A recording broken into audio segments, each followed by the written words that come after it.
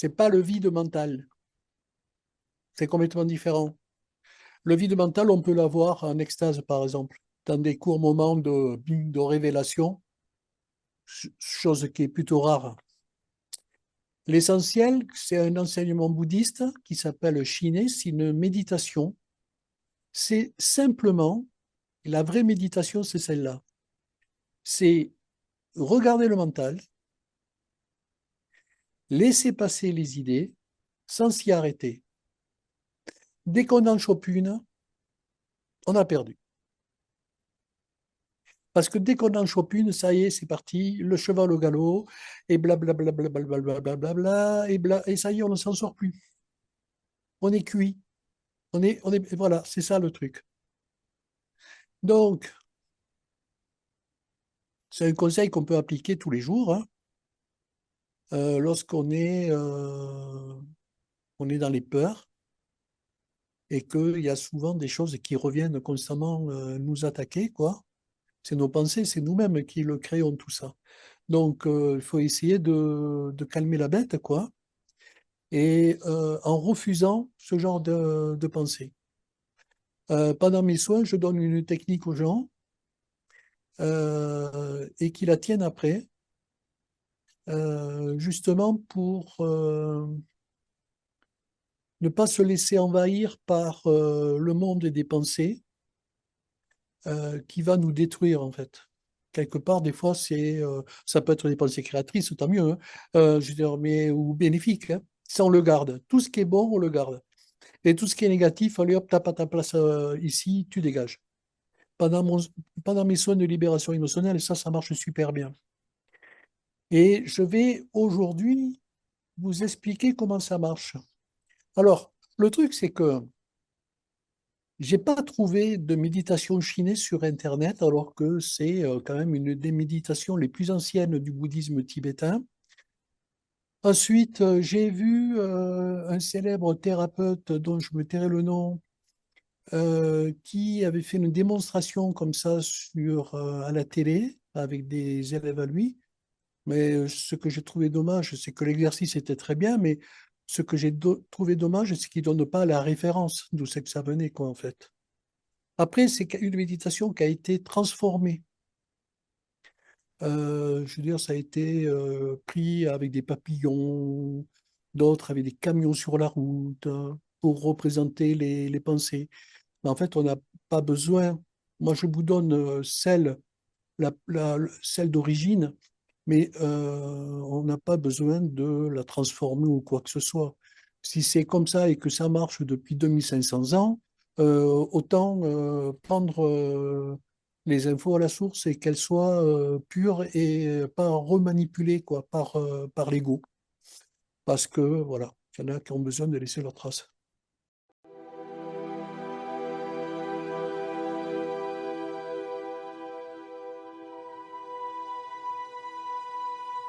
C'est principalement c'est celle-là parce que c'est la plus difficile. C'est le mental est considéré comme un cheval au galop. Et le mental se nourrit de nos émotions, d'où l'utilité de libérer les émotions.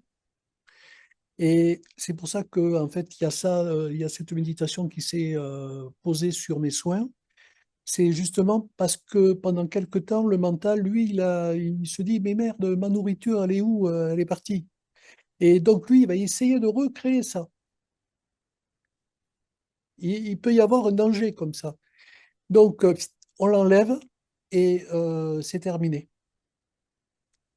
On passe à autre chose. Mais s'il y a des gens qui sont très cérébrales, moi je me souviens d'avoir enlevé les acouphènes à quelqu'un, par exemple, et 2 jours après, elle se dit, mais c'est pas possible, ce truc, c'est passé où? Ah, elle est allée le chercher, hein. Eh ben, elle les a récupérés. Vous voyez? C'est pour ça qu'il faut faire gaffe à ça. Et ça m'a servi à ce que cette méditation elle s'est posée par elle-même, hein, en fait, mais par utilité publique. Pour que les soins soient plus. Et puis en même temps, ça responsabilise les gens en fait dans le travail. Parce que en tant que thérapeute, c'est bien de faire le boulot, mais qu'est-ce qu'on fait? On envoie l'énergie pour que la personne puisse réagir. Il y a effectivement une phase de mieux-être ou de libération de ceci, de cela et tout, mais il y a une part de responsabilité aussi. On n'achète pas un paquet de chips, quoi. On a sa part de responsabilité dans le travail. Donc, effectivement, il y a, à un moment donné, il y a ce jeu de mental où il faut faire attention et où bien des fois le mental va appuyer sur quelque chose et qu'on a besoin vraiment de travailler parce que c'est mûr et c'est là et qu'il faut s'en libérer, c'est tout. Il n'y a pas besoin de se mettre des claques ou d'avoir honte de ceci, de cela. Tout le monde y passe, hein. Je veux dire, donc, au bout d'un moment, on lâche. Et comme disait Maître Ivanov, c'est très intéressant toujours d'avoir un nouveau sujet à travailler parce que, voilà, on sait on se libère, quoi.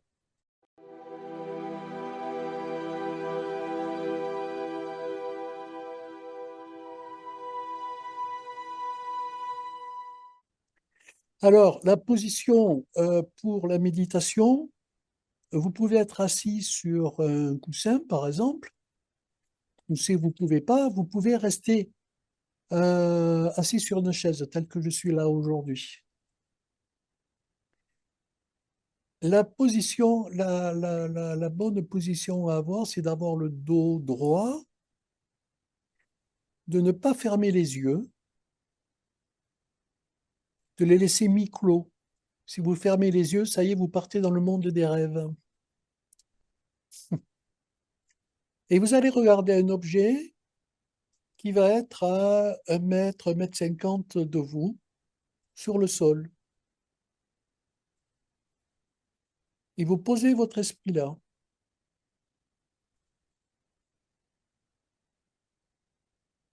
Vous faites abstraction de tout le reste. Votre regard se pose juste à cet endroit-là et tout le reste n'existe plus.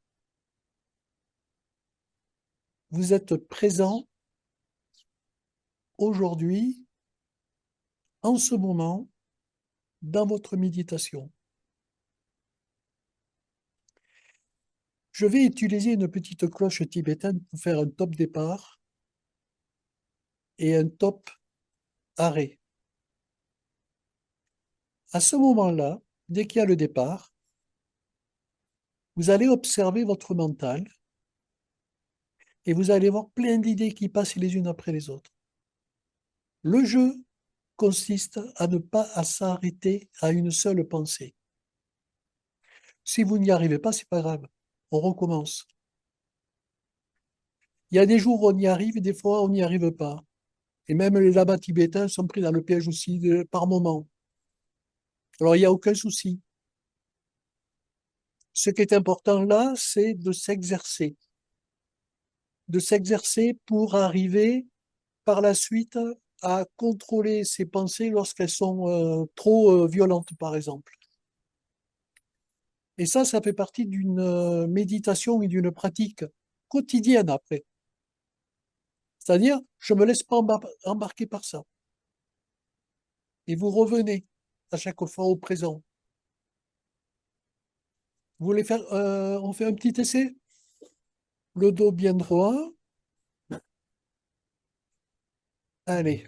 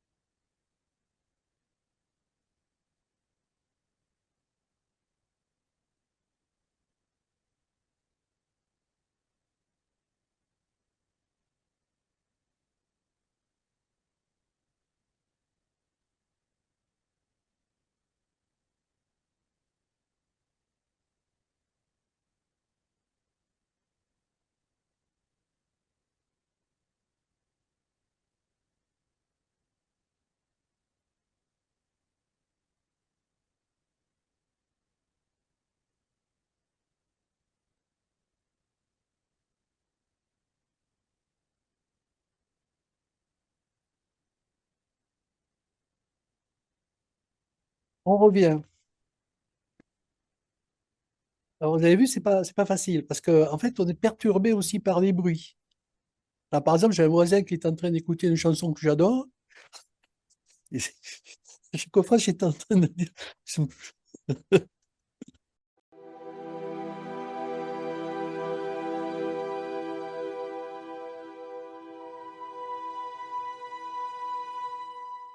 Bon, se relaxer sur le corps. Parce que si on se relaxe, si on relaxe le corps, ça ne veut pas dire peut-être non plus que l'esprit est relaxé, hein. Il peut continuer à mouliner, quoi. Et par rapport au bruit ambiant, par exemple, alors au début, on va dire, ouais, mais il y avait de la circulation, j'ai pas pu le faire. J'ai entendu les camions qui klaxonnaient, ou voilà, il y avait le voisin qui a mis sa musique au moment où, voilà. Sachez un truc quand même, c'est que les maîtres tibétains, quand ils pratiquent, il y a énormément de cris de singes autour, hein, en Inde. Donc, ils sont pas perturbés par ça, hein. Nous, on a des progrès à faire quand même, hein.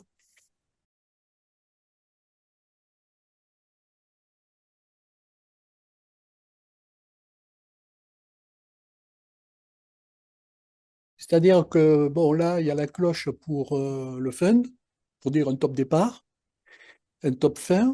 Mais après, vous pouvez très bien faire ça dans votre bureau et vous pouvez le faire 1 minute par jour, par exemple, au début. Après, dans le bouddhisme, on arrive à faire à peu près des séances de 3 fois 3 minutes. Généralement, hein, on le fait le matin euh, c'est le mieux au réveil, quoi, après le réveil, parce que le corps est encore un petit peu endolori, l'esprit aussi, et ça permet plus facilement de poser.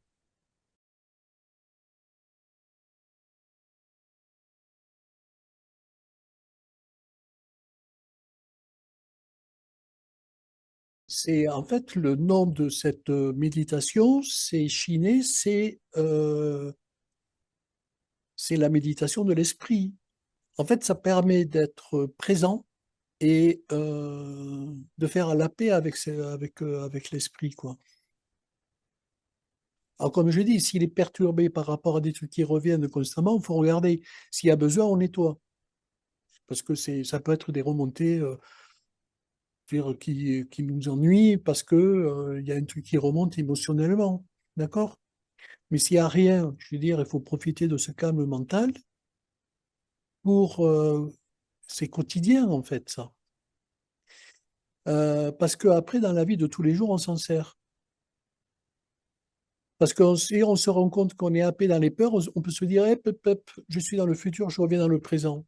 Et il suffit de se caler comme ça pendant 1 minute ou 2 minutes, et pouf, ça y est, on est revenu au présent. Parce qu'il faut être dans le présent. On va refaire une deuxième séance. Donc, toujours pareil, vous, le dos bien droit et les yeux mi-clos, et vous regardez un objet à 1 mètre, 1 mètre 50 à vos pieds. Donc, s'il n'y en a pas un, vous le placez, hein, d'accord? Et vous allez laisser défiler les pensées sans s'y arrêter.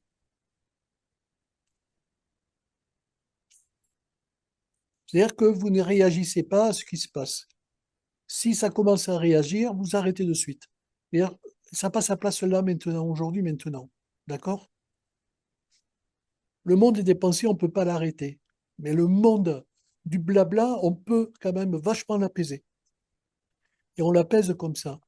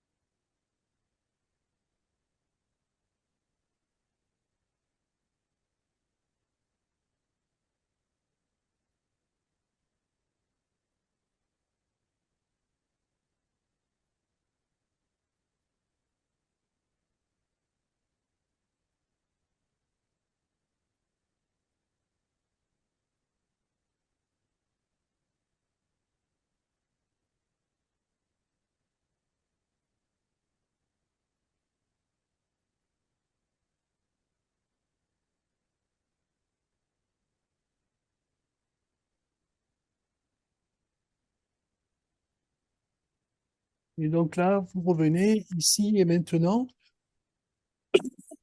Bon, vous avez vu, c'est vraiment très court, mais c'est simplement pour comprendre le système, en fait. Et bah, ça permet de ne pas être en interaction aussi sur des futilités.